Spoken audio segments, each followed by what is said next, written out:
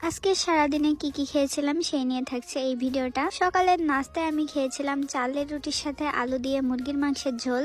যে কোনো মাংস দিয়েই আমার রুটি খেতে অনেক বেশি ভালো লাগে, আর এই দিনের মাংসটা একটু বেশি ঝাল দিয়ে রান্না করা হয়েছিল, যার কারণে খেতে একটু বেশি মজা লাগতেছিল।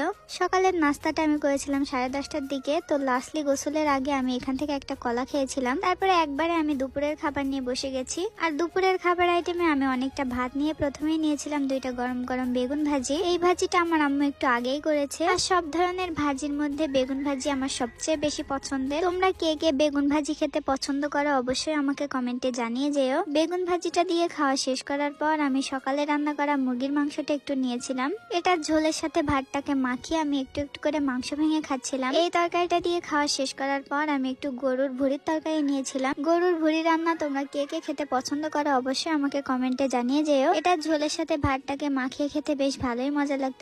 দুপুরের খাওয়া শেষ করার পর রুমে এসে আমি ফ্রেন্ডস সাপের ARCটা একটু খেয়েছিলাম।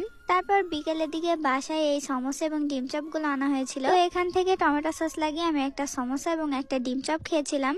এই চপটা খেতে আমার কাছে তেমন একটা ভালো লাগেনি, তবে সমোসাটা খেতে অনেক বেশি মজা ছিল। তারপর রাতের দিকে ঘুমানোর আগে আমি একটা রুটি এবং একটা কলা খেয়েছিলাম, সাথে এক ধরনের ক্ষীরও খেয়েছিলাম। এটা আস্ত চালের আর খেজুরের গুড় দিয়ে রান্না করা, আর উপর দিয়ে একটু তিল এবং নারকেলও দেওয়া হয়েছিল। এই ক্ষীরটা আমার আম্মুর অনেক বেশি পছন্দের, আর আমার কাছেও খেতে মোটামুটি ভালোই লাগে। সবার শেষে রাতে ঘুমানোর আগে লাস্টলি আমি এখান থেকে 2 পিস পেয়ারা খেয়েছিলাম। তো এই তো আলহামদুলিল্লাহ আজকে সারাদিন আমি এগুলোই খেয়েছিলাম।